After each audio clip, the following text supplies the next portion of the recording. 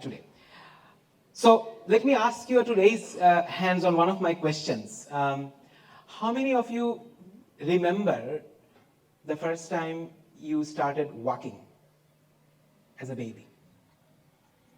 Do you remember, any of you? Any hands? Or do you remember walking? No one.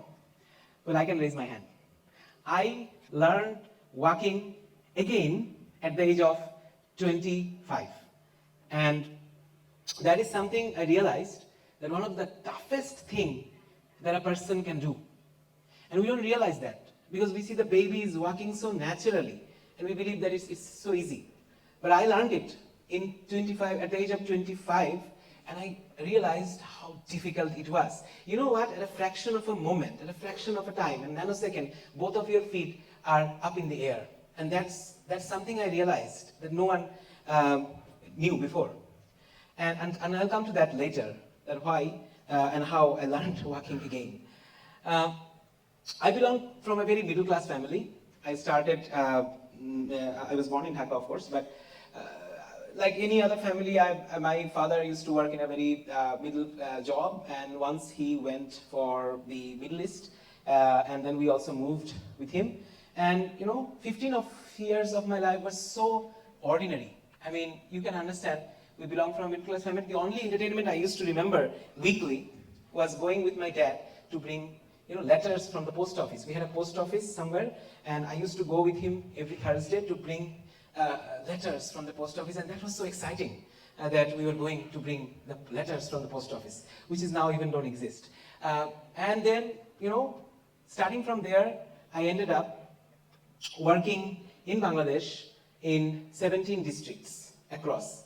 And I have worked in multiple communities across the culture in Bangladesh. And you can ask me why that happened, how that happened. I think one of the major things is the love of the nation that brought me in Bangladesh. Again, from Middle East, I came at the age of 15 years alone, and I actually, had a shock. And the first shock I had in my career was when I failed the class 12 test. So when I came from outside to Bangladesh, I realized that it is not the system I used to study, and then it is a complete mess for me, and I failed in the test exams of class 12, because obviously I was so new in the system. And that is something devastated myself, and I was like middle of a nowhere in my career, in my student life. From there onwards, I didn't take a year gap. I passed first division, that's what we call back in those days. I think it's still called that. But then again, my life had been more about failures than success. I failed in IBA, I failed in DU, I failed in BUET, all the dreams we had in our life. I will become doctors, engineers, or big business graduates, and I failed all of them. Because I was new to the system, the culture, I couldn't actually understand what is going on. But then I somehow, managed myself. In one day, myself and one of my cousins were actually, talking in front of Bonani, and we saw a university, Written University, back in those days, 1996. And what is this? And this is a university. Oh wow, this is a university. Let's go inside and see. And the first thing I liked about the university was the chairs and the tables. Because we were having some, a small table with the chair fixed. That I liked really much. And then I got into the admission test and got inside the university and completed my graduation from North-South University. And life as a North-South or a private university graduate is not easy back in those times. Now it's pretty easy. But back in 2000s, we were seen as the black sheeps of the society, and also we were seen as we didn't know anything about business or anything about that. So I somehow got into companies like BAT and CityCell and HSBC, all surrounded by IBAs and Dhaka University graduates and BUET graduates, and they were all like awesome. And I was there like an alien. Life was really tough. And I learned every day that it is about the excellence that matters, not the graduate degree that you hold, because it makes you a bit of complacent. And for me, complacency is something like a disease, and I have walked through it. But somehow I got myself into British American tobacco at one point in time, back in 2002, and then life was average. A university graduate, coming in the university and then, getting a job, and life is good, average, nothing special, nothing okay, nothing that tremendous. You're just an average guy working in a good company. But then I made an accident in 2003, a huge, devastating accident. And a devastating accident with 15 fractures in my right leg. And diagnosis told that all the major doctors in the Bangladesh told that I won't be able to walk. I won't be able to align myself while standing, and let alone running and do other activities like swimming or driving or whatever it is. Life was almost closing down for me, and I was, sitting at this wheelchair with crutch, or sometimes with wheelchair, thinking about how different life can be, could have been. And I had a lot of dreams in my life that I will do this, I will do that. Nothing happened actually. By that time, I was pretty ordinary. Nothing. I mean, it's just an ordinary guy, working in a private organization. And then I decided, okay, life can only be built forward. So what worse can happen? The doctors prescribed me things that I didn't do. Sorry, doctors, but I didn't do. I started walking by myself. I started learning walking again. I fell 1,000 times while just standing. I fell 1,000 times climbing one stair. And in the vicinity of 3 months, I was running in treadmill 15-kilometer speed. And that is, I did it. And sitting at that chair, I thought if I can come out of this, I will do whatever things I dreaded in my life, whatever things that were uncomfortable for me. And I walked, I worked, I ran. I learned swimming at the age of 35. I learned cycling at the age of 35. I visited 30 countries and met cultures. I worked in 17 districts across Bangladesh. I read 200 books still from that moment till now. And I tried to learn 4 languages, failed miserably. But I believe that nothing is impossible. Nothing is impossible when you try to achieve, because your discomfort, your inside that tells you that you cannot do it is your biggest enemy. And once you tell yourself that I have not done this yet, but I will do it, and I will do it now. And nothing is impossible to achieve. And the first thing I did, getting fit in the PhD job, I resigned that organization and I went to UK. I worked in different companies. I graduated from there in my master's in brand, and then I came back, point to note. I came back because the country needs you. The country needs us.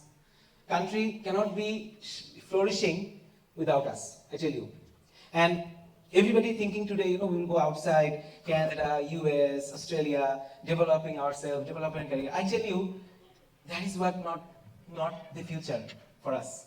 This country has enormous opportunity for us to build this country. And we represent a very small fraction. I'll tell you why. Today I'll talk about 4 or 5 stories and how they are inspiring us. But the country needs us. And I came back in Bangladesh in 2006, joined this amazing organization, and I found my passion. The long lost passion that I have been looking for throughout my life. I have found it. And that is building Bangladesh. And you can tell me that, you work in a private organization, but how can you do it? Yes, it is possible. You, from your own places, is possible. And I tell you how. And what is my passion today? First of all, can I have the presentation, please? There was supposed to be a presentation. It's about the enormous opportunity the country holds for us, for you in future, but who will build it? It's a story of the comfort to courage story, a growth story. First of all, I think the most important part that we have is Bangladesh poses enormous opportunity for us to work in the digital field, in the field of technology. 27% households are only using internet today. Think about that. And let alone women, 24% women only using internet as opposed to 50% male. How will the nation progress if 50% of the population is behind? And that is where a big thing, we have to work together. We have to work together. You have to have that passion. Instead of having a good life in Canada, let us build Bangladesh. Let us take this, how to make Bangladesh Canada. That is the passion that we all must have. And first of all, look at the smartphone ratio, for example, in a neighboring countries, even in Pakistan, it is higher than us. So we need to, work as a passion. So first thing is, when I talk about your growth journey, your comfort, solve problems. That is where the passion comes. When I started working again, my only thing was, I will make my things happen no matter what. And if you have a problem at your hand, solve it. Be absolutely passionate about it. There are a lot of myths. There are a lot of myths about in Bangladesh, and I tell you, we have done this research from our company in deep rural communities where still people think that giving internet to women spoils them. And আমার বউ ভেগে যাবে internet দিলে.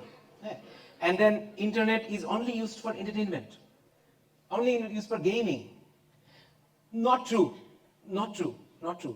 And that is something, one element that we talked about is how to progress Bangladesh. I tell you today 4 or 5 stories. Now, these stories, these are our explorations when we are working with community. I have worked with multiple communities in Bangladesh. Boy, so much of learning is there in deep rural markets of Bangladesh. So much information. I tell you, we in the urbanites are not inspired enough.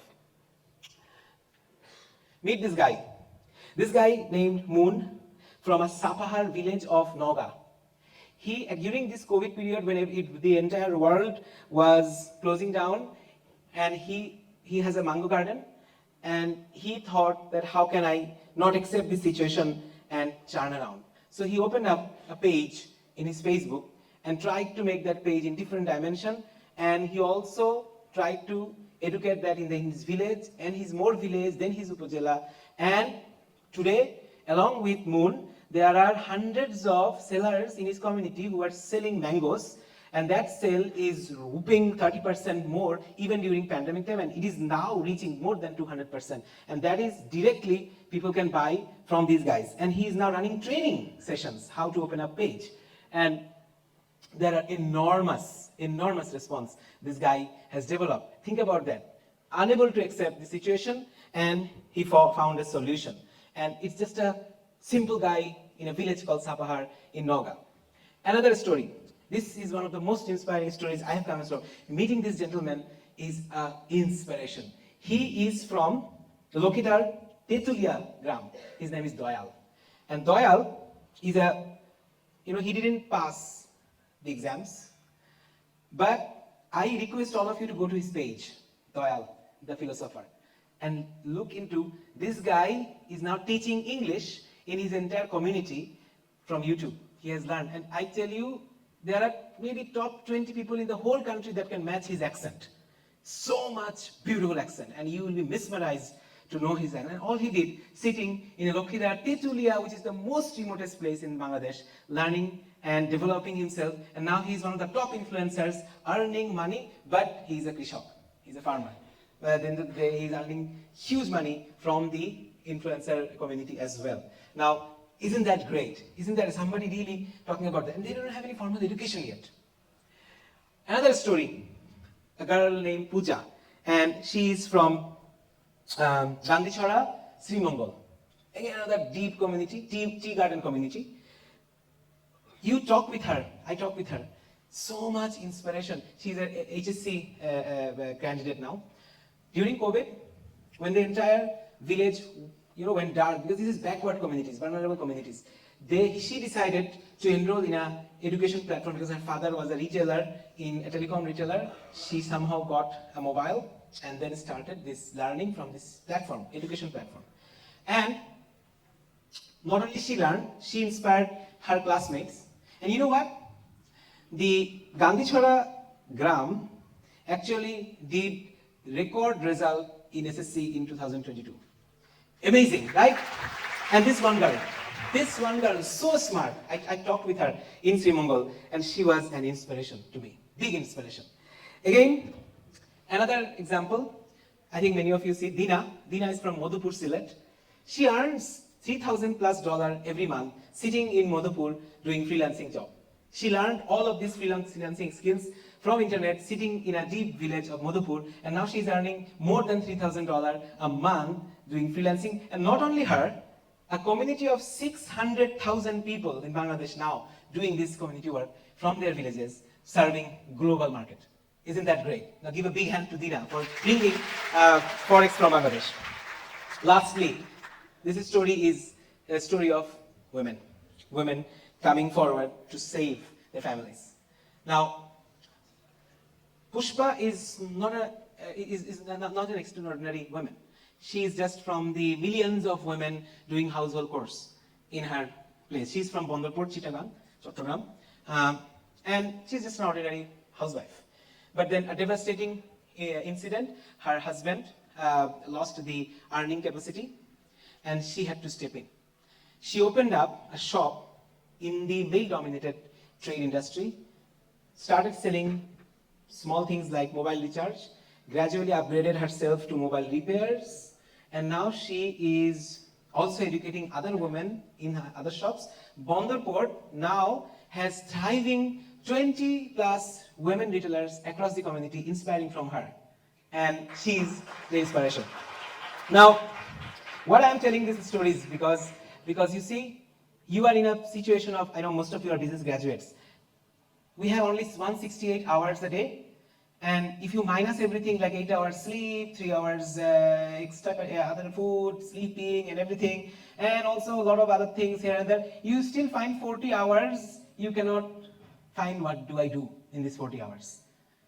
I tell you, human being can do anything. They can learn anything. Just look at your days, just look at your hours and how you are utilizing that. It's not that what you do in that 168 hours. Is that 40 hours that you find out, 7 hours sleep, that this, all minus, you do the math by yourself.